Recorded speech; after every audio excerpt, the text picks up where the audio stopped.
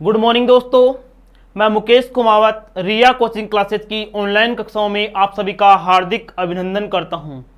दोस्तों, हम पढ़ रहे थे राजस्थान का इतिहास और राजस्थान के इतिहास में हम पढ़ रहे थे चौहान वंश। देखिए, सबसे पहले हमने पढ़ा था चौहान वंश की जो स्थापना की थी वो की थी वासुदेव चौहान ने 551 ईस्वी में। कहां पर की थी? सांभर में की थी। उसके बाद में पढ़े थे हम अजमेर के चौहान, और अजमेर में जो चौहान वंश की स्थापना की थी वो की थी अजिराज चौहान ने की थी।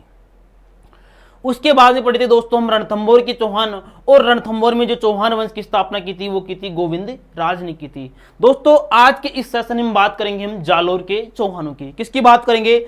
जालोर के चौहानों की बात करेंगे। सबसे पहले बात आती है जालोर की।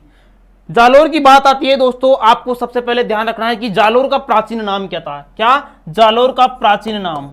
अगर प्राचीन नाम की बात करें दोस्तों तो ध्यान रखना, जालोर का प्राचीन नाम था जबालीपुर। क्या नाम था? जबालीपुर। जालोर का प्राचीन नाम था जबालीपुर। दोस्तों, मैं अगर आपसे बात करूं जालोर में जो चौहान वंश की स्थापना, क्या अगर स्थापना की बात करूं तो दोस्तों जालोर में चौहान वंश की स्थापना की थी वो की थी कीर्तिपाल ने। किसने की थी दोस्तों?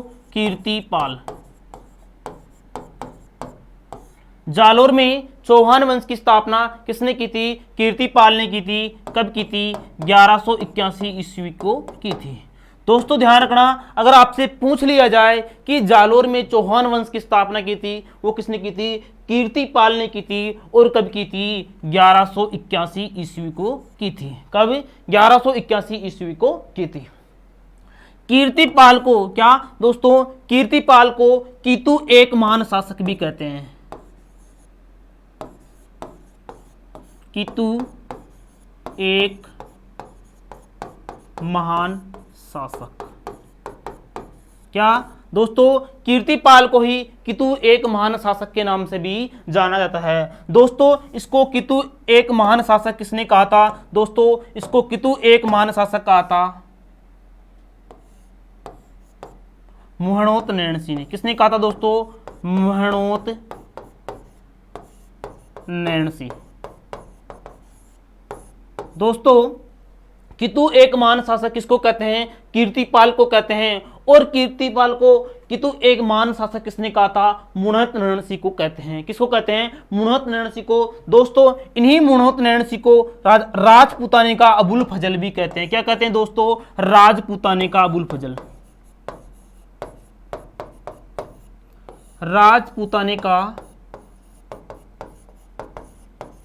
अबुल फजल। दोस्तों, मुणहत नैणसी को ही क्या कहते हैं? राजपूताने का अबुल फजल कहते हैं। क्यों कहते हैं राजपूताने का अबुल फजल दोस्तों? और ये किसने कहा था? दोस्तों, ध्यान रखना, मुणहत नैणसी को राजपूताने का जो अबुल फजल है दोस्तों, क्या राजपूताने का जो अबुल फजल है वो कहा था किसने? मुंशी देवी प्रसाद ने। मुंशी देवी प्रसाद। मुंशी देवी प्रसाद ने क्या दोस्तों? मुंशी देवी प्रसाद ने मुणहत नैणसी को राजपूताने का अबुल फजल कहा था। किसका अबुल फजल कहा था? राजपूताने का अबुल फजल कहा था। और ये अबुल फजल कहाँ के निवासी थे? ये जयपुर के निवासी थे दोस्तों। कहाँ के निवासी थे? जयपुर के निवासी थे। दोस्तों, हम बात कर रहे हैं किसकी? जालोर के चौहानों की बात कर रहे हैं। किसकी बात कर रहे हैं? जालोर के चौहानों की बात कर रहे हैं। जालोर का जो सबसे पहले बात करें प्राचीन नाम की तो दोस्तों जालोर का प्राचीन नाम क्या था? जबालीपुर था। क्या था? जबालीपुर था। अगर बात करें जालोर में चौहान वंश की स्थापना की थी तो कीर्तिपाल ने जालोर में चौहान वंश की स्थापना की थी। कब की थी? 1181 ईस्वी में की थी। कब की थी? 1181 ईस्वी में कीर्तिपाल ने जालोर में चौहान वंश की स्थापना की थी। कीर्तिपाल को ही कीतु एक महान शासक कहते हैं। क्या कहते हैं? कीतु एक महान शासक कहते हैं। और ये किसने कहा था इनको? ये कहा था मुहणोत नैणसी ने कहा था। किसने कहा था? मुहणोत नैणसी ने कहा था। देखिए दोस्तों, मुणहत नैणसी को ही राजपूताने का अबुल फजल कहते हैं। क्या कहते हैं? राजपूताने का क्या कहते हैं? अबुल फजल कहते हैं। किसको? मुणहत नैणसी को। और ये किसने कहा था? इनको राजपूताने का अबुल फजल जो कहा था वो मुंशी देवी प्रसाद ने कहा था, जो कहां के निवासी थे? जयपुर के निवासी थे। देखिए दोस्तों, अगर बात करूं मुणोत नैणसी की दो रचनाएं थी। कितनी रचनाएं थी? दो रचनाएं थी। एक थी मारवाड़रा परगनारी विगत और एक थी मुणोत नैणसी ख्यात। देखिए दोस्तों, आगे चलते हैं।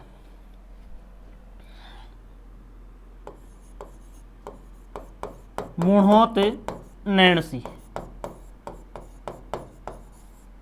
कौन है दोस्तों? मुणोत नैणसी। देखिए दोस्तों, मुणोत नैणसी की रचनाएं, क्या अगर बात करें इनकी रचनाओं की,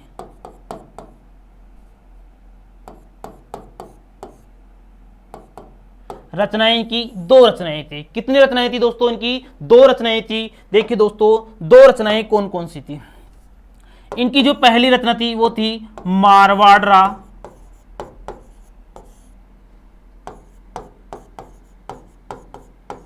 परगनारी विगत। कौन सी? इनकी पहली रचना थी मारवाड़रा परगनारी विगत। और इनकी जो दूसरी रचना का नाम था वो उसका नाम था मुहणोत नैणसी री ख्यात। ख्यात का मतलब होता है दोस्तों यहां पर बात से है। क्या है? बात से। मुणोत नैणसी की बात करें, इन्हें राजपूताने का क्या कहते हैं? अबुल फजल कहते हैं। राजपूताने का अबुल फजल क्या कहते हैं? राजपूताने का अबुल फजल कहते हैं। दोस्तों, इनकी दो रचनाएं थी मारवाड़रा परगनारी विगत और मुणोत नैणसी ख्यात। ये रचनाएं कई बार एग्जाम में पूछी भी जा चुकी है। दोस्तों ध्यान रखना, मारवाड़रा परगनारी विगत को, क्या दोस्तों? मारवाड़रा परगनारी विगत को इसको कहते हैं राजस्थान का गजेटियर कहते हैं। क्या कहते हैं इसको? राजस्थान का गजेटियर।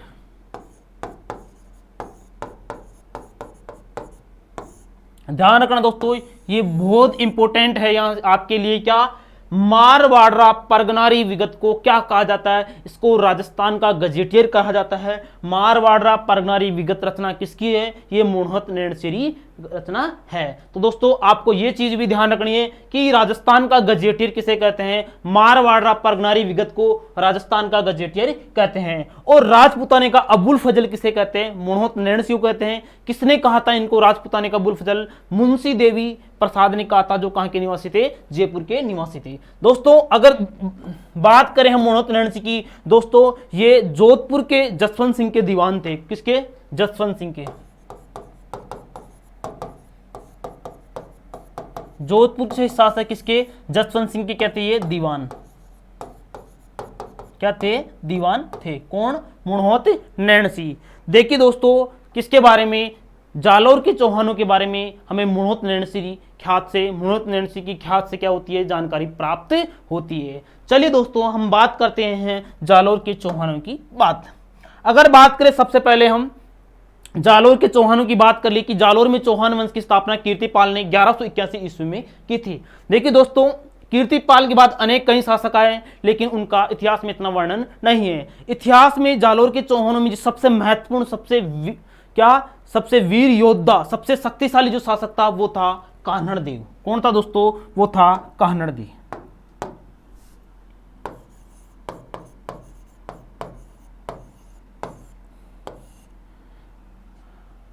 कान्हड़ देव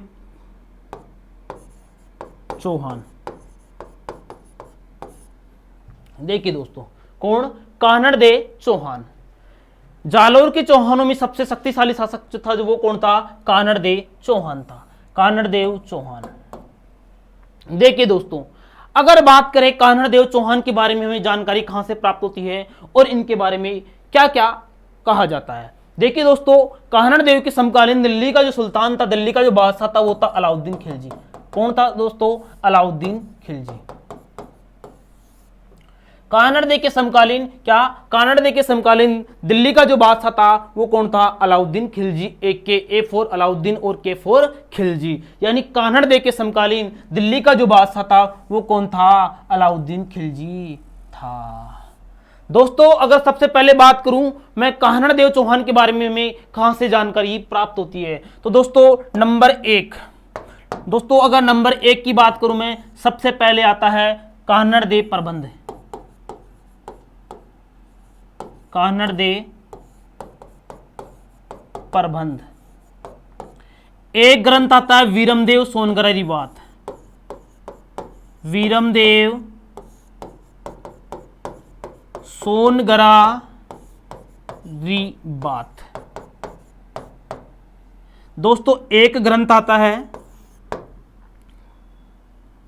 फरिश्ता, और दोस्तों एक ग्रंथ आता है मोहनोत नैण श्री ख्यात।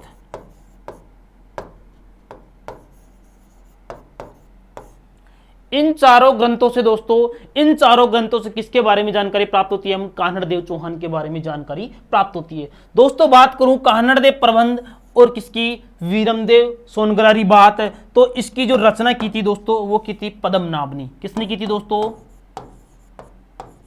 पद्मनाभ। किसने की थी? पद्मनाभ ने की थी। और मोहनोत नैण श्री ख्यात की रचना मोहनोत नैण सिंह ने की थी। किसने की थी? मोहनोत नैण सिंह ने की थी। ध्यान रखना दोस्तों, यहां से आपसे क्वेश्चन पूछा जा चुका है और क्वेश्चन पूछा भी जा सकता है। क्वेश्चन पहले क्वेश्चन आया हुआ है कि कान्हड़ देव प्रबंधन की रचना किसने की थी? दोस्तों इसकी रचना की थी पद्मनाभ ने। किसने की थी दोस्तों? पद्मनाभ ने रचना की थी। और वीरमदेव सोनगरारी बात की रचना भी किसने की थी? पद्मनाभ ने की थी। और मोहनोत नैण श्री ख्यात की रचना किसने की थी? मोहनोत नैण सिंह ने की थी। यानी कान्हड़ देव चौहान के बारे में हमें जानकारी इन ग्रंथों से प्राप्त होती है। देखिए दोस्तों, मोहनोत नैण श्री ख्यात के अनुसार अलाउद्दीन खिलजी और जो कान्हड़ देव चौहान है इनके मध्य विवाद का अलग कारण बताया गया है। फरिश्ता के अनुसार अलग कारण है। और किसके कारण? कान्हड़ देव प्रबंध और वीरमदेव सोनगरारी बात, इनमें इनके मध्य आक्रमण का क्या अलग अलग सभी के क्या अलग अलग कारण बताए गए हैं। तो दोस्तों सबसे पहले बात करते हैं मोहनोत नैण श्री ख्यात के अनुसार कान्हड़ देव चौहान के बारे में क्या कहा गया है और अलाउद्दीन खिलजी के बारे में इनकी क्या नीति थी, यानी इनके मध्य किस कारण से आक्रमण हुआ था। दोस्तों हम बात कर रहे हैं किसकी? कान्हड़ देव चौहान की।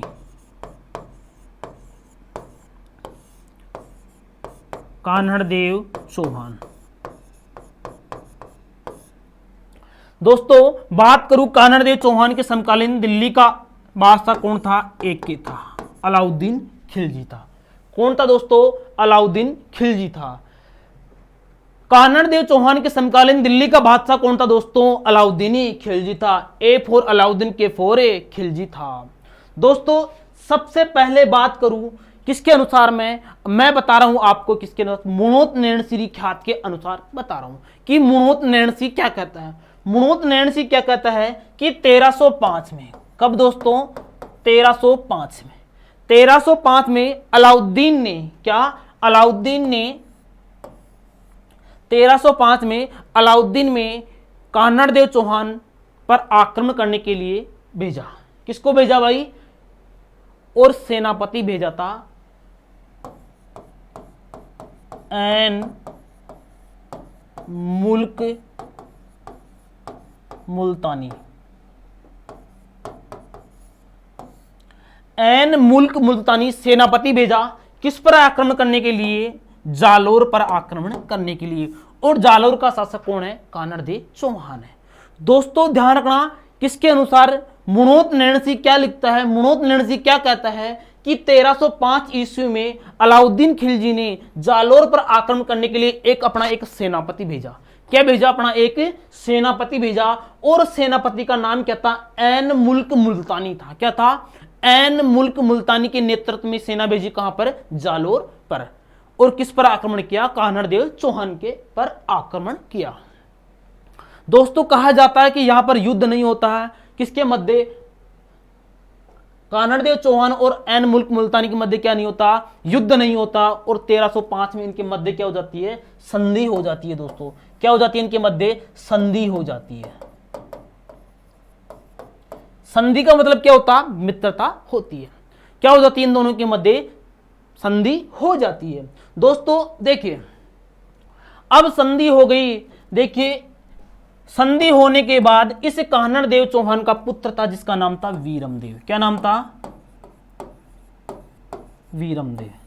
संधि होने के पश्चात क्या कानड़देव चौहान का एक पुत्र था जिसका नाम था वीरमदेव, और वीरमदेव कहाँ चला जाता है, ये चला जाता है अलाउद्दीन खिलजी के दरबार में। कहाँ चला जाता है दोस्तों, वीरमदेव चला जाता है अलाउद्दीन खिलजी के दरबार में चला जाता है। अलाउद्दीन खिलजी के दरबार में कौन जाता है दोस्तों, वीरमदेव चला जाता है। किसके बाद 1305 में जब कान्हड़देव चौहान और ऐन मुल्क मुल्तानी के मध्य जो संधि हुई थी, तब कौन अलाउद्दीन खिलजी के दरबार में कौन जाता है दोस्तों, वीरमदेव अलाउद्दीन खिलजी के दरबार में चला जाता है। दोस्तों बात करें अलाउद्दीन खिलजी की एक पुत्री थी जिसका नाम था फिरोजा। क्या नाम था दोस्तों, फिरोजा। अलाउद्दीन खिलजी की पुत्री थी फिरोजा। और वीरमदेव कहां चला गया दोस्तों, वीरमदेव अभी चला गया दिल्ली, किसके दरबार में, अलाउद्दीन खिलजी के दरबार में चला गया। और अलाउद्दीन खिलजी की पुत्री कौन है, फिरोजा। अब दोस्तों फिरोजा को वीरमदेव को देखते ही क्या हो गया, उसको एक ही बार में क्या हो गया दोस्तों, लव हो गया। क्या हो गया, लव हो गया। दिन रात किसके बारे में सोचने लगी वो, वीरमदेव की, शादी करूंगी तो मैं किससे करूंगी, वीरमदेव से ही करूंगी। एक दिन मौका दे के दोस्तों, मौका देखा और कर दिया वीरमदेव को फिरोजा ने प्रपोज। क्या किया कि I love you, I love you Viramdev. किसने बोला, ये बोला फिरोजा ने। किसने बोला, फिरोजा ने बोला। दोस्तों वीरमदेव क्या है, राजपूत है, और फिरोजा क्या है दोस्तों, मुस्लिम है। तो वीरमदेव ने कहा कि मैं तुमसे प्यार नहीं करता, मना कर दिया। फिरोजा है जो दौड़ी दौड़ी बापू के पास जाती है। किसके पास जाती है दोस्तों, बापू के पास जाती है कि बापू बापू बापू बापू बोल बेटी क्या बात है, बापू मैं इल्लू इल्लू करूं। बापू समझा नहीं, बेटी क्या बोल, सही बोल, क्या बोलना चाहती है तू, सही ठीक ढंग से बोल। तो फिरोजा कहती है बापू मैं वीरमदेव से प्यार करती हूं और उससे ही क्या करूंगी बापू, मैं शादी करूंगी। बापू कहता है कि बेटी तो हमें मुसलमानों में देख ली कोई अच्छा सा लड़का, बहुत सारे में, वो राजपूत है, हम मुस्लिम हैं, कि बापू मैं शादी करूंगी तो किससे करूंगी, वीरमदेव से ही करूंगी, नहीं तो मैं आत्महत्या कर लूंगी। किसने कहा दोस्तों, फिरोजा ने कहा। तब अलाउद्दीन खिलजी दोस्तों, अलाउद्दीन खिलजी वीरमदेव को दरबार में बुलाता है और कहता है कि देख वीरमदेव, तेरे को मेरी पुत्री फिरोजा से क्या करनी होगी, शादी करनी होगी। वीरमदेव ने क्या कहा, मना कर दिया।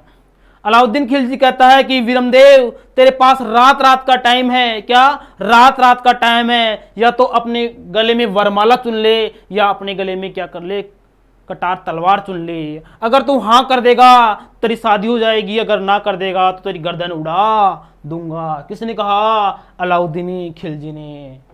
वीरमदेव क्या दोस्तों, वीरमदेव, वीरमदेव रातों रात कहां से, दिल्ली से रातों रात फरार होकर कहां गया, जालोर आ गया दोस्तों। कहां पर आ गया, जालोर आ गया। अब सुबह उठते ही फिरोजा किसके पास गई भाई, वीरमदेव के पास गई, और वीरमदेव वहां से गायब था।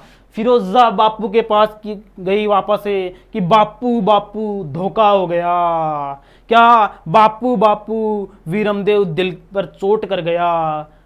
अलाउद्दीन खिलजी कहता है कि क्या हुआ बेटी। तब फिरोजा कहती है कि बापू वीरमदेव भाग गया है। तब दोस्तों फिरोजा भी वीरमदेव के पीछे पीछे कहाँ गई थी, जालोर आ गई थी। और फिरोजा कहाँ गई, जालोर। 7 समुंदर पार में तेरे पीछे पीछे आ गई। फिरोजा कहां पर आ गई दोस्तों, जालोर में आ गई कि 7 समुंदर पार में तेरे पीछे पीछे आ गई। क्या हुआ, मैं तेरे पीछे पीछे आ गई। तब फिरोजा ने क्या कहा कि बहुत धोखे दिए, नजरों से दूर जा निकला। क्या, बहुत धोखे दिए, नजरों से दूर जा निकला, और हमने जिससे प्यार किया जानम वो बेवफा निकला। अब फिरोजा कानड़देव चौहान के दरबार में आ गई और कानड़देव चौहान से कहती है कि कानड़देव चौहान कि आप न्याय करते हो, मेरा भी क्या करो, न्याय करो। कानड़देव कहता है कि बोल क्या बात हुई, कि मेरी शादी करवाओ। क्या, मैं शादी करूंगी। तब कानड़देव कहता है कि मैं तो बूढ़ा हो गया हूं, मेरे से क्या करेगी शादी करके। तब फिरोजा कहती है कि मैं आपसे शादी करने के लिए नहीं बोल रही, मैं वीरमदेव से शादी करने के लिए बोल रही हूं।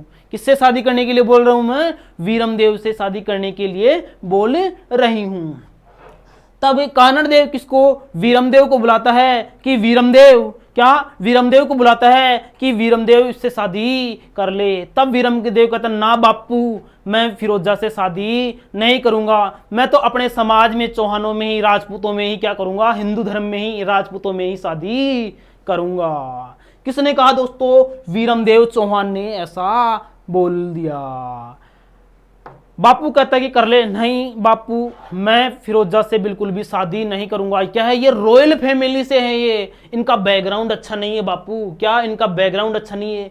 देखिए अलाउद्दीन खिलजी, अगला वो बेचारा किसके? पद्मिनी के पीछे पड़ा हुआ है। किसके पीछे? पद्मिनी के पीछे पड़ा हुआ है। इसकी अलाउद्दीन खिलजी की घरवाली है कौन? चिमना बेगम। चिमना बेगम मोहम्मद शाह के पीछे पड़ी हुई है। और इसके बाद में आती है फिरोजा पुत्री, वो ये वीरमदेव के पीछे पड़ी हुई है। दोस्तों ये तो तीनों बाप और बेटे और माँ तीनों एक जैसे ही हैं दोस्तों। क्या तीनों ही एक जैसे ही हैं। कौन कहता है? वीरमदेव अपने बापू को कहता है तो बापू मैं इससे शादी नहीं करूंगा, अगर मैं इससे शादी करूंगा तो टाबर भी रिमेक्स ही जामेंगे फिर बापू। तो इसलिए इसने क्या कर दिया? मना कर दिया। फिरोजा वापस दौड़ी दौड़ी कहाँ गई? अलाउद्दीन खिलजी के पास आ गई थी। और इसी कारण से फिरोजा ने कहा था कि बापू मेरे को वीरमदेव चाहिए, चाहे जीवता चाहिए मरा हुआ, मेरे को तो क्या चाहिए? चाहिए तो वीरमदेव ही चाहिए। इसी कारण से अलाउद्दीन खिलजी ने किस पर आक्रमण किया था? कान्हड़ देव चौहान पर आक्रमण किया था। एक तो यह कारण था जालोर पर आक्रमण करने का, और एक कारण था अलाउद्दीन खिलजी की साम्राज्यवादी नीति। तो दोस्तों ये कौन कहता है? ये कहानी कौन कहता है? ये कहानी किसमें मिलती है दोस्तों? ये कहानी मिलती है हमें मुणोत नैणश्री ख्यात में। मुणोत नैणसी कहता है, यानी वीरमदेव और फिरोजा के मध्य प्रेम कहानी बताता है, और इन दोनों की शादी नहीं होने के कारण अलाउद्दीन खिलजी ने किस पर आक्रमण करता है? अलाउद्दीन खिलजी जालोर के शासक कान्हड़ देव पर आक्रमण करता है। दोस्तों ये कहानी तो कहता है कौन? मुणोत नैणसी कहता है। जबकि दोस्तों फरिश्ता के अनुसार, फरिश्ता कहता है, फरिश्ता क्या कहता है दोस्तों? फरिश्ता कहता है कि 1305 में ऐन मुल्क मुल्तानी और कान्हड़ देव के मध्य संधि होने के बाद एक बार कान्हड़ देव दिल्ली दरबार में गया हुआ था। अलाउद्दीन खिलजी के दरबार में कौन गया हुआ था? कान्हड़ देव चौहान गया हुआ था अलाउद्दीन खिलजी के दरबार में। दरबार लगा हुआ था, बहुत सारे भारत के शासक आए हुए थे। तब वहां पर किसने? अलाउद्दीन खिलजी ने कहा था कि भारत में कोई सा भी शासक नहीं बचा जो मेरा मुकाबला कर सके। व्यंग्य रूप से क्या कहा था? कि भारत में ऐसा कोई सा भी शासक क्या नहीं बचा जो मेरा मुकाबला कर सके। दोस्तों तब उसी भरी सभा में क्या किसने? कान्हड़ देव चौहान ने क्या निकाल ली? तलवार निकाल ली कि हमने क्या हथियार छोड़े हैं, चलाना नहीं छोड़ा। कि अलाउद्दीन खिलजी हमने हथियार छोड़े हैं, चलाना नहीं छोड़ा है। किसको? भरी सभा में क्या चुनौती देके आ गया था? किसको? अलाउद्दीन खिलजी को। कौन? कान्हड़ देव भरी सभा में, दिल्ली दरबार में भरी सभा में क्या चुनौती देके आ गया था कि हमने हथियार छोड़े हैं, उनको चलाना नहीं छोड़ा है, और अगर तेरे को लड़ना ही है तो आ जाना जालोर, सूकड़ी की नदी के किनारे। कहां पर? सूकड़ी नदी के किनारे आ जाना, सल्ट लूंगा वहीं पर। क्या? वहीं पर सल्ट लूंगा। अब दोस्तों देखिए, दिल्ली के बादशाह अलाउद्दीन खिलजी को कान्हड़ देव चुनौती देके आ गया, भरे दरबार में चुनौती देकर आ गया, तो देखिए कितना शक्तिशाली शासक था। और कहा क्या कहा था? कि आ जाना जालोर, सूकड़ी की नदी के किनारे, सल्ट लूंगा वहीं पर। तो ये किसने कहा था? कान्हड़ देव चौहान ने कहा था। इसी कारण से दोबारा 1308 में क्या होता है? आक्रमण होता है। चलिए दोस्तों चलते हैं हम आगे की ओर। ये फरिश्ता बताता है। अब देखिए दोस्तों इधर कौन है? जालोर का कौन है?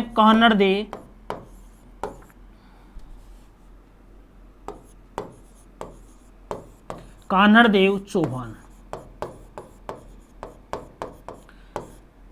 इधर दिल्ली का कौन है दोस्तों? अलाउद्दीन खिलजी। एक के अलाउद्दीन खिलजी। ये आक्रमण करता है 1308 ईस्वी में। कब आक्रमण करता है? 1308 ईस्वी में। कौन? अलाउद्दीन खिलजी आक्रमण करता है। देखिए दोस्तों कान्हड़ देव चौहान पर आक्रमण करता है। दोस्तों जो जालोर का दुर्ग है और जालोर के दुर्ग से पहले एक आता सिवाना दुर्ग। देखिए दोस्तों, ये ऐसे है, यहां पर बना हुआ है जालोर का दुर्ग। कौन सा दुर्ग दोस्तों? यहां पर जालोर का दुर्ग,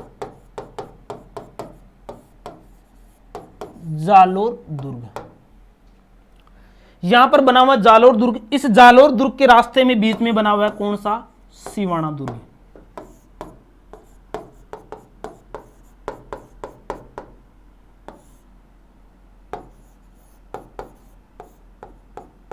सिवाना दुर्ग।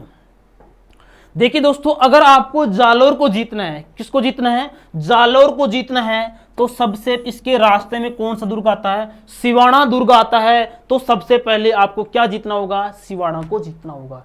किसको जीतना होगा दोस्तों? सिवाना को जीतना होगा। सिवाना को आपको सबसे पहले किसको जीतना होगा? सिवाना को जीतना होगा। अगर सिवाना को ही जीत गए आप, तो आप तब कहां पहुंच सकते हो? आप जालोर पहुंच सकते हो। दोस्तों ध्यान रखना, जो सिवाना दुर्ग है ये बाड़मेर में है। कहां पर है दोस्तों? ये बाड़मेर में। एग्जाम में कई बार क्वेश्चन भी पूछा जा चुका है, सिवाना दुर्ग कहां पर है? बाड़मेर में है। देखो दोस्तों, सिवाना दुर्ग को क्या कहते हैं? इसको जालोर की कुंजी कहते हैं। जालोर दुर्ग की कुंजी कहते हैं। क्या कहते हैं इसको? जालोर दुर्ग की कुंजी कहते हैं। इसी सिवाना को कहते हैं दोस्तों मारवाड़ राजाओं की शरण स्थली कहते हैं। मारवाड़ राजाओं की क्या कहते हैं? इसको शरण स्थली कहते हैं। दोस्तों सिवाना दुर्ग का जो निर्माण करवाया था वीर नारायण पंवार ने करवाया था। वीर नारायण पंवार ने सिवाना दुर्ग का निर्माण करवाया था। इसको जालोर दुर्ग की कुंजी कहते हैं। यानी अगर आपको जालोर जीतना है तो सबसे पहले किसको जीतोगे आप? आप जीतोगे किसको? सिवाना को जीतोगे। उसके बाद आप कहां पहुंच सकते हो? जालोर पहुंच सकते हो। जालोर दुर्ग की कुंजी कहते हैं, मारवाड़ राजाओं की शरण स्थली कहते हैं। दोस्तों ध्यान रखना, एग्जाम में क्वेश्चन आ चुका है। देखिए राजस्थान में दो कुंजियां, दो दुर्गों की कुंजियां, एक है जालोर दुर्ग की कुंजी कौन सी है? सिवाना दुर्ग है। कौन सी है? सिवाना दुर्ग है। जबकि रणथंभौर दुर्ग की कुंजी कौन सा है? जैन दुर्ग है। दोस्तों इसे मारवाड़ के राजाओं की शरण स्थली क्यों कहते हैं? जब भी मारवाड़ के राजाओं पर कोई भी संकट आता है तब वो यहां पर आते हैं, शरण लेते हैं। दोस्तों देखिए दोस्तों, बात करूं मैं अगर सिवाना की, क्या दोस्तों? सिवाना की, उस समय सिवाना का जो शासक था वो था शीतलदेव चौहान। कौन था दोस्तों? शीतलदेव चौहान।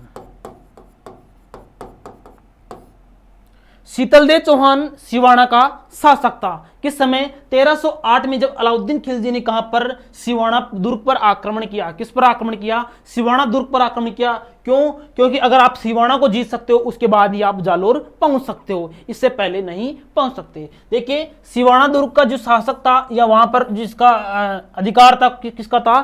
शीतलदेव चौहान का यहां पर अधिकार था। दोस्तों किसका? शीतलदेव चौहान का अधिकार था।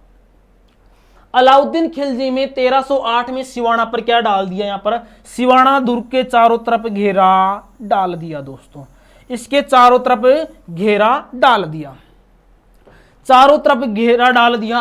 तो दोस्तों इसको ऐसे जीत नहीं पाए।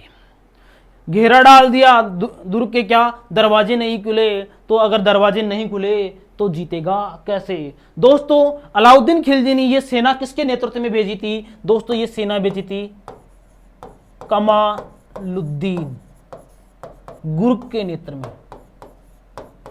कमालुद्दीन गुर्ग के नेतृत्व में सिवाना पर आक्रमण करने के लिए क्या भेजी थी? सेना भेजी थी। लेकिन इसके दुर्ग के चारों तरफ घेरा डाल दिया और दुर्ग को जीते नहीं सके।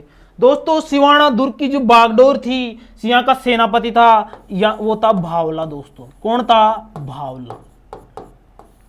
सिवाना दुर्ग का सेनापति था वो था भावला था। दोस्तों तब कमालुद्दीन गुर्ग ने सोचा कि इन राजपूतों को हम आमने सामने से नहीं जीते सकते हैं। इसने चाल चली, किसको? भावले को क्या दिया? लालच दिया। कमालुद्दीन गुर्ग ने कहा कि भावला भावला, ओ भावला भावला, मेरे को तू सिवाना जितवा दे, क्या मेरे को तू सिवाना जितवा दे, मैं जाते जाते तेरे को यहाँ का बादशाह बना जाऊंगा। क्या बोलता है कमालुद्दीन गुर्ग, बोलता है कि भावला भावला मेरे को तू सिवाना जितवा दे, मैं तेरे को जाते जाते यहाँ का क्या बादशाह बना जाऊंगा, क्या यहाँ का बादशाह बना जाऊंगा। ऐसा किसको, भावला को आ गया लालच, क्या गया लालच आ गया, और भावला ने सिवाना दुर्ग के अंदर भांडेलाव तालाब है, उस तालाब में गोरक्त मिला दिया था। क्या मिला दिया था, गोरक्त मिला दिया था, क्या गोरक्त मिला दिया था। इसलिए वहां पर पानी पीने के पानी की समस्या उत्पन्न हुई, और क्या शीतल देव चौहान को क्या वहां पर गेट खोलने पड़े, दुर्ग के दरवाजे खोलने पड़े, और दुर्ग के दरवाजे खोलते ही कमालुद्दीन गुर्ग की सेना ने आक्रमण कर दिया। इस आक्रमण में कौन भाई, शीतल देव चौहान वीर गति को प्राप्त हुआ, वीर गति को प्राप्त हुआ, वीर गति को प्राप्त हुआ। किसको प्राप्त हुआ, वीर गति को प्राप्त हुआ। और वीर गति को प्राप्त हुआ शीतल देव चौहान की एक पत्नी थी जिसका नाम था मैणा दे। पत्नी कौन थी, पत्नी मैणा दे।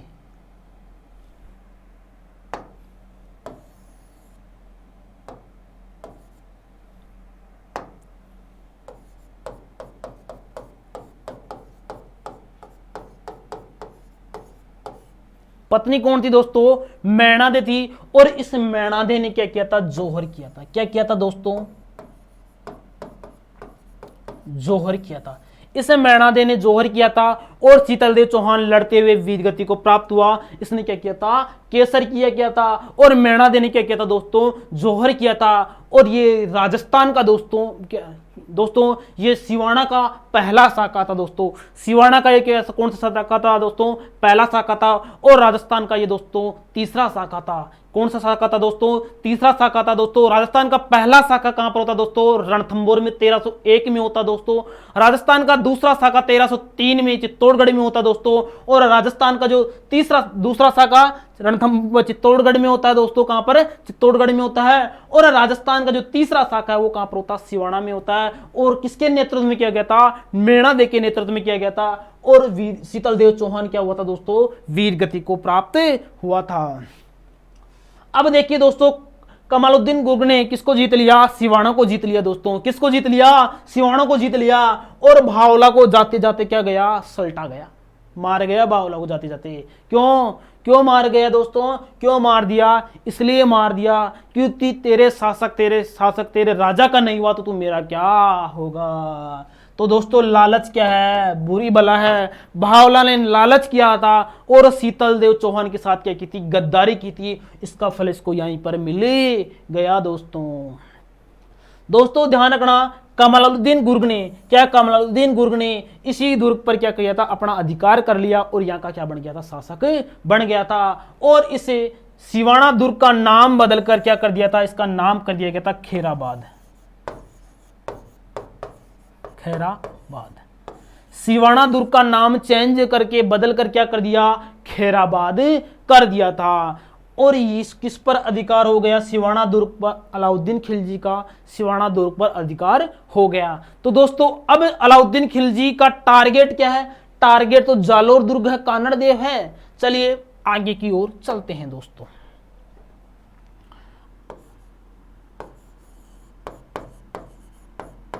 कानड़ देव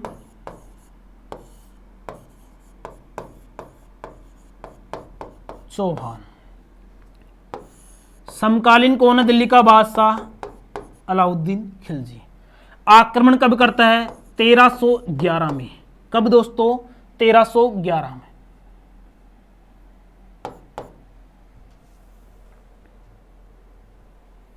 आक्रमण करता है कानड़ देव चौहान और अलाउद्दीन खिलजी। कौन है, अलाउद्दीन खिलजी। अलाउद्दीन खिलजी ने आक्रमण कब किया, 1311 में। किस पर, कानड़ देव चौहान जालोर पर आक्रमण किया। कब किया, 1311 में। कब दोस्तों, 1311 में कब किस पर आक्रमण किया दोस्तों, कानड़ देव चौहान पर आक्रमण किया था। किसने, अलाउद्दीन खिलजी ने। देखिए दोस्तों बात करूं मैं अलाउद्दीन खिलजी की, किसकी बात करूं, अलाउद्दीन खिलजी की, कि अलाउद्दीन खिलजी के आक्रमण करने के क्या कारण थे, वो आपको मैंने पहले बता दिया। एक तो थे इसकी जो साम्राज्यवादी नीति थी। कौन सी नीति थी दोस्तों? साम्राज्यवादी नीति थी। एक बार क्या है, अलाउद्दीन खिलजी की सेना कहां पर? गुजरात जा रही थी, और गुजरात जाने के लिए कहां? जालोर से होकर गुजरना पड़ता है। तब क्या है, कानड़देव चौहान ने अलाउद्दीन खिलजी को रास्ता देने से मना कर दिया था। इन्हीं बातों को लेकर मध्य इनमें क्या था? आपसी विवाद था। देखिए दोस्तों, 1311 में अलाउद्दीन खिलजी ने कानड़देव चौहान पर आक्रमण किया। देखिए दोस्तों, यह है कौन सा? जालोर दुर्ग।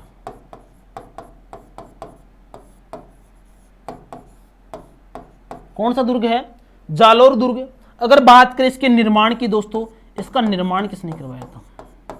ध्यान रखना दोस्तों, जालोर दुर्ग का जो निर्माण है दोस्तों, जालोर दुर्ग का निर्माण करवाया था नागभट्ट प्रथम ने। नागभट्ट प्रथम ने जालोर दुर्ग का निर्माण करवाया था। दोस्तों, अलाउद्दीन खिलजी ने इस जालोर दुर्ग के चारों तरफ क्या डाल दिया? घेरा डाल दिया। जालोर दुर्ग पर चारों तरफ घेरा डाल दिया किसने दोस्तों? अलाउद्दीन खिलजी ने। और जालोर दुर्ग का यहाँ का सेनापति शासक कौन है?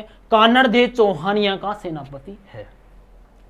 जालोर दुर्ग के घेरा तो डाल दिया, लेकिन जालोर दुर्ग की चारों तरफ की दीवार कैसी थी दोस्तों? पक्की थी, पत्थरों से बनी हुई थी, इसलिए इसको क्या तोड़ नहीं पा रहे थे, अंदर जा नहीं रहे थे। क्या इसके जो सैनिक थे वो अंदर नहीं घुस पा रहे थे। दोस्तों जालोर दुर्ग के बारे में कहा गया है कि इस दुर्ग को आज तक कोई भी नहीं जीत सका है। क्या दोस्तों? इसके बारे में कहा गया दोस्तों कि आज तक इसको कोई भी नहीं जीत सका है। दोस्तों, कानड़देव का एक सेनापति था दोस्तों। क्या था? इस दुर्ग का सेनापति था, जिसका नाम था दहिया राजपूत बीका।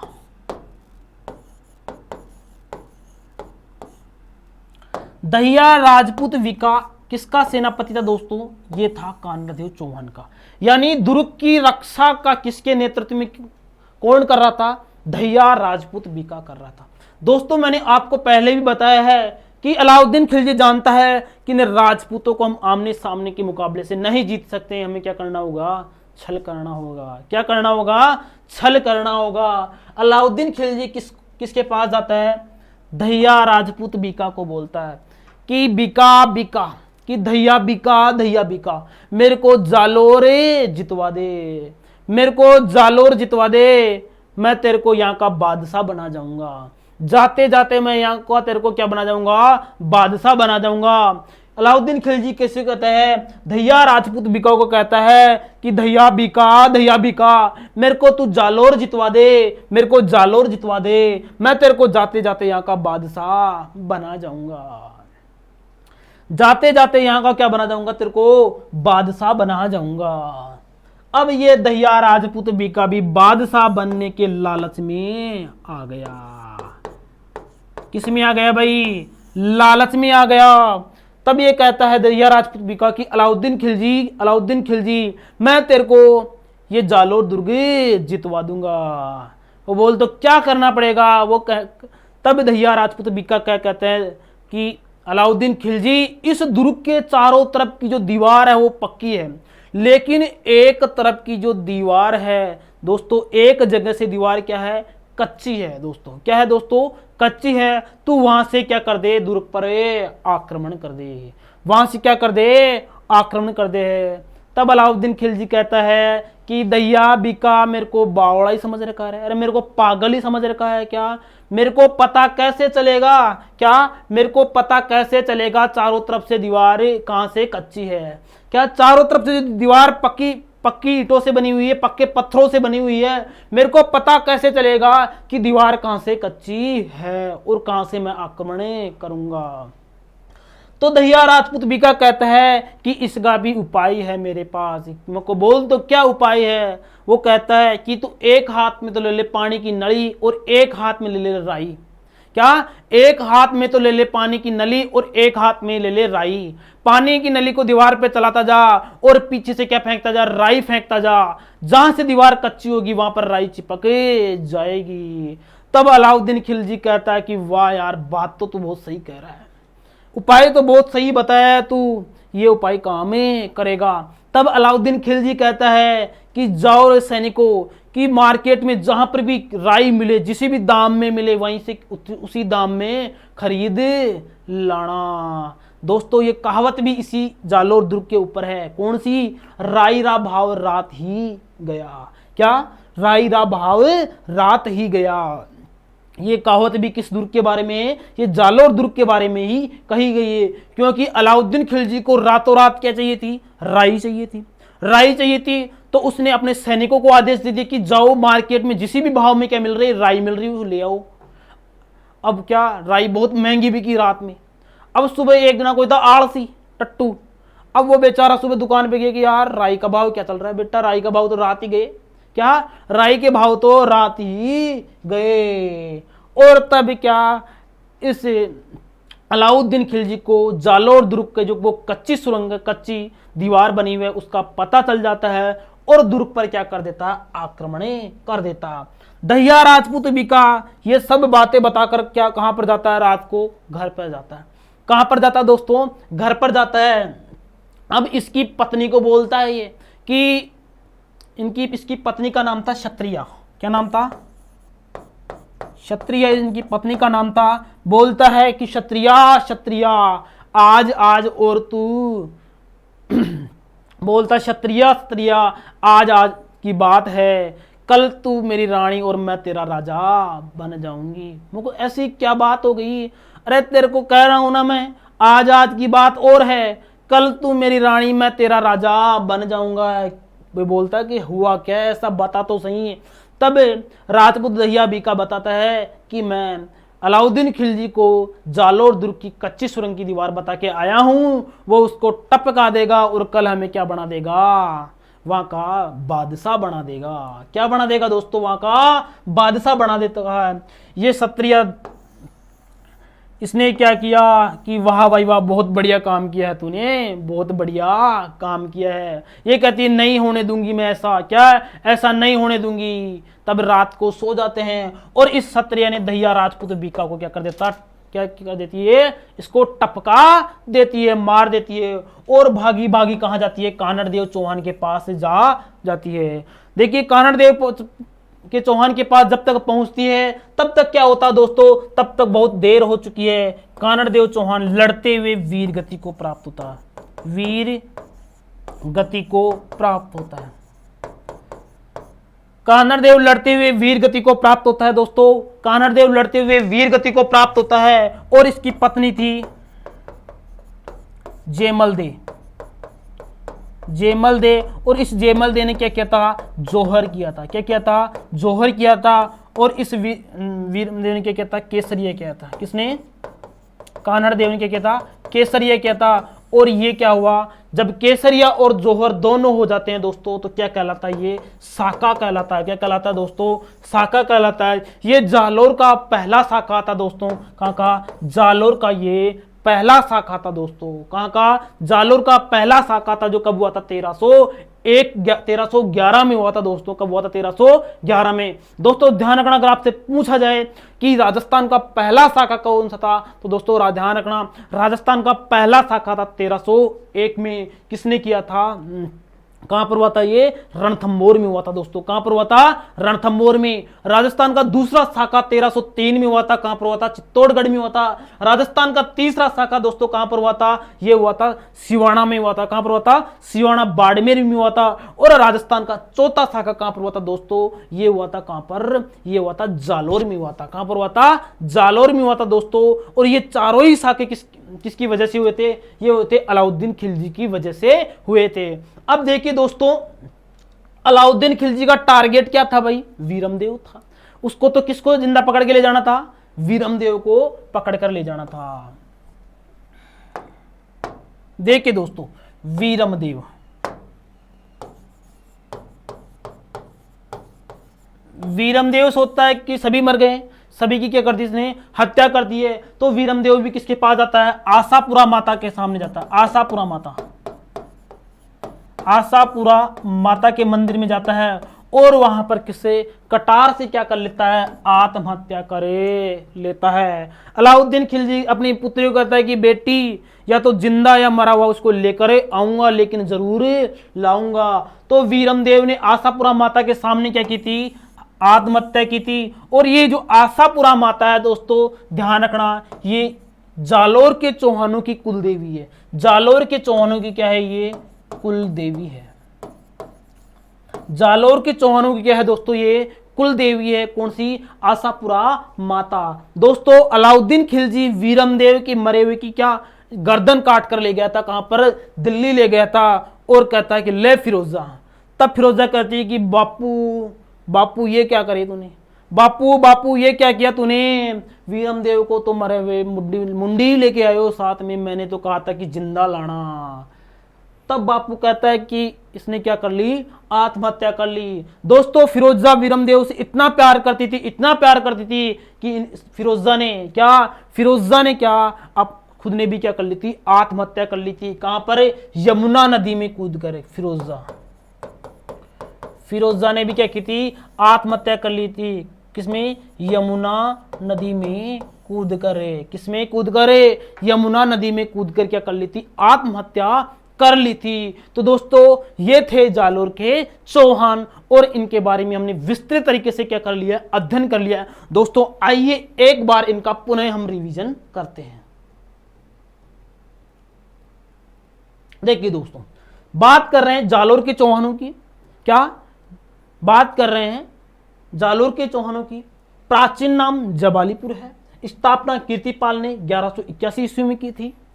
कीर्तिपाल को ही कितु एक मान शासक कहते हैं। ये किसने कहा था, मुनत नैन सिंह ने कहा था। मुनत नैन सिंह को राजपूताने का अबुल फजल कहते हैं और राजपूताने का अबुल फजल किसने कहा था, मुंशी देवी प्रसाद ने कहा था।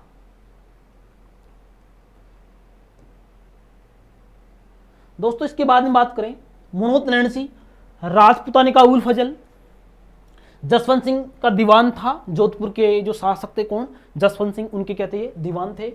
इनकी रचनाएं थी दो। पहली रचना कौन सी थी, मारवाड़ा परगनारी विगत, जिसे राजस्थान का क्या कहते हैं, गजेटियर कहते हैं। दोस्तों क्या कहते हैं, राजस्थान का गजेटियर कहते हैं। इनकी दूसरी रचना का नाम है मुणोत नैणसीरी ख्यात। क्या है, मुणोत नैणसीरी ख्यात। इसके बाद में कान्हड़देव चौहान के समकालीन दिल्ली का सुल्तान कौन था, अलाउद्दीन खिलजी था। कान्हड़देव चौहान के बारे में हमें जानकारी कितने ग्रंथों से प्राप्त होती है, 4 ग्रंथों से प्राप्त होती है। एक कान्हड़देव प्रबंध है, वीरमदेव सोनगरारी बात है, फरिश्ता है और मुणोत नैणसीरी ख्यात है। मुणोत नैणसीरी ख्यात मुणोत नैणसी ने लिखी थी। कान्हड़देव और प्रबंध और वीरमदेव सोनगरारी बात को पद्म नाम ने लिखा था। दोस्तों यहां से क्वेश्चन पूछा जा चुका है। इसके बाद में कान्हड़देव चौहान और अलाउद्दीन खिलजी के मध्य 1305 में जब संधि हुई थी, किसके अनुसार, फरिश्ता के अनुसार, इनके मध्य प्रेम के बारे में वर्णन किया गया है। फिरोजा और वीरमदेव। शीतलदेव चौहान और अलाउद्दीन खिलजी के मध्य युद्ध हुआ था, 1308 में हुआ था। कहां किसको जीता था, सिवाना दुर्ग को जीता था। सिवाना दुर्ग 1308 में, कब, 1308 में सिवाना दुर्ग पर आक्रमण किया था किसने, अलाउद्दीन खिलजी में। किसके नेतृत्व में, कमालुद्दीन गुर्ग के नेतृत्व में आक्रमण किया था। दोस्तों बात करें सिवाना दुर्ग की, सिवाना दुर्ग बाड़मेर में। इसकी स्थापना वीर नारायण पंवार ने की थी। सिवाना दुर्ग को जालोर दुर्ग की कुंजी कहते हैं। मारवाड़ राजाओं की क्या कहते हैं, शरण स्थली कहते हैं। और इसमें किसने, भावला ने क्या किया था, शीतलदेव चौहान के साथ विश्वासघात किया था। और किसको, कमालुद्दीन गुर्ग को क्या, इसके दुर्ग के जो गुप्त मार्ग थे वो बता दिए थे। या और किसमें, जो भांडेला तालाब है इसमें क्या मिला दिया था, गोरक्त मिला दिया था। जिसके कारण शीतलदेव चौहान को क्या क्या दुर्ग के दरवाजे खोलने पड़े और युद्ध हुआ। युद्ध में शीतलदेव चौहान क्या वो वीर गति को प्राप्त हुए। और इनकी पत्नी थी मैणा देव, उसने क्या किया था, जोहर किया था दोस्तों। और जोहर किया था तो ये सिवाना का पहला शाखा था जो 1308 में हुआ था। इसके बाद में दोस्तों कान्हड़देव चौहान और अलाउद्दीन खिलजी के मध्य 1311 में युद्ध हुआ था। कान्हड़देव चौहान का जो सेनापति था धैया राजपूत भी का, इसने भी क्या किया था, विश्वासघात किया था। क्या किया था, विश्वासघात किया था। और अलाउद्दीन खिलजी ने क्या, अलाउद्दीन खिलजी ने सिवाना पर जालोर दुर्ग को जीतकर क्या, जालोर दुर्ग को जीत लिया था। और किसको, कान्हड़देव की क्या हो गई थी, कान्हड़देव वीर गति को प्राप्त हो गया था दोस्तों। और इसकी पत्नी जयमलदे ने क्या किया था, जौहर किया था। और ये जालोर का पहला शाखा था दोस्तों। वीरमदेव ने आशापुरा माता के सामने क्या की थी, आत्महत्या की थी। और आशापुरा माता जालोर के चौहानों की क्या है, कुल देवी है दोस्तों। क्या है, जालोर के चौहानों की कुल देवी है दोस्तों, ध्यान रखना दोस्तों। इसे अलाउद्दीन खिलजी ने क्या, अलाउद्दीन खिलजी ने जालोर को जीतकर क्या, जालोर को जीतकर इसका नाम क्या कर दिया था दोस्तों, इसका नाम जलालाबाद कर दिया था। क्या नाम कर दिया था दोस्तों, जालोर का नाम कर दिया था जलालाबाद, जलालाबाद। क्या कर दिया था दोस्तों, इसका नाम बदलकर जलालाबाद कर दिया था। दोस्तों आपको ये नाम याद रखने होंगे। सिवाना का खैराबाद किया था, जालोर का जलालाबाद किया था। दोस्तों आपको युद्ध भी याद रखने पड़ेंगे। 1308 में हुआ था, 1311 में हुआ था, 1305 में संधि हुई थी। ये आपको एग्जाम में पूछ जा सकते हैं। आपको कान्हड़देव प्रबंधन के बारे में, कान्हड़देव चौहान के बारे में जानकारी कहाँ से मिलती है, कहाँ से प्राप्त होती है, इन ग्रंथों को भी पढ़ना पड़ेगा दोस्तों, क्योंकि इनसे एग्जाम में रिलेटेड एक ना एक क्वेश्चन जरूर पूछा जाता है दोस्तों। जैसे कि क्वेश्चन पूछा जा चुका है कि कान्हड़देव प्रबंधन की रचना किसने की थी, उसके लेखक थे पद्मनाभ थे दोस्तों। वीरमदेव सोनग्रारी बात के लेखक कौन थे दोस्तों, वो भी कौन थे, पद्मनाभ थे दोस्तों। दोस्तों बात करें हम मुणोत नैणसिरी ख्यात की रचना किसने, मुणोत नैणसिरी की थी दोस्तों। ये आपको पढ़ना पड़ेगा, यहां से एग्जाम में एक ना एक क्वेश्चन जरूर आता है दोस्तों। मैंने आपको जालोर के इतिहास में जब जो भी क्वेश्चन बनते हैं, यहाँ पर इंपोर्टेंट क्वेश्चन बनते हैं, उन सभी को मैंने आपको बता दिए हैं। देखिए जालोर दुर्ग का निर्माण किसने करवाया था, नागभट्ट प्रथम ने करवाया था। सिवाना दुर्ग का वीर नारायण परमार ने करवाया था। तो दोस्तों ये दुर्गों में हम जब आगे पढ़ेंगे तब इन दुर्गों की डिटेल से क्या करेंगे, चर्चा करेंगे। तो दोस्तों आज के वीडियो में हम इतना ही। जय हिंद, जय भारत।